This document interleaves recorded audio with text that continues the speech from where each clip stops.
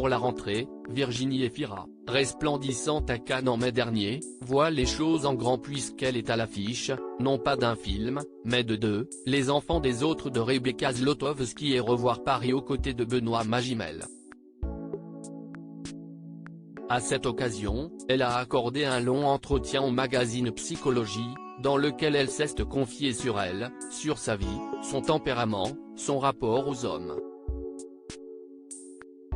Elle a notamment vanté sa capacité d'écoute, avant d'y trouver un défaut, si est-il toujours néfaste dans une relation.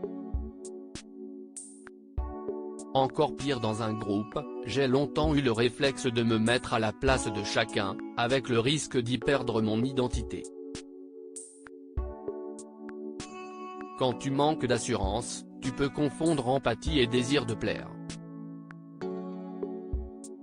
Elle explique également que son déménagement de Bruxelles à Paris n'a pas forcément changé qui elle était, mais que si est davantage son métier qui l'a fait évoluer. Je ne savais pas comment faire trouver une assise dans mon boulot, par exemple, m'a donné plus de confiance dans mes rapports personnels. Et les personnages que tu joues peuvent être très différents, au fond, tu te mets toujours à jouer toi-même. Ça aussi, ça fait avancer, a-t-elle ainsi déclaré. Elle remercie notamment ses parents pour l'avoir laissée libre dans mes désirs de comédienne, avec chacun une façon de faire différente.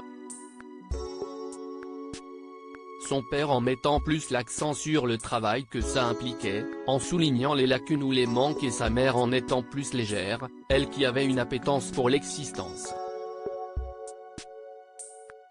Mais malgré l'approbation de ses parents, elle se retrouvera rapidement bloquée par une sorte de peur intérieure.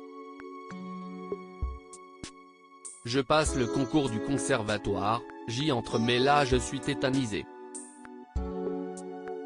Et je sens que je déçois. Je sentais que je partais avec un déficit. Un blocage qu'elle a également vécu dans ses relations amoureuses. Avec les hommes, je ne savais pas comment faire, quoi donner ou quoi montrer.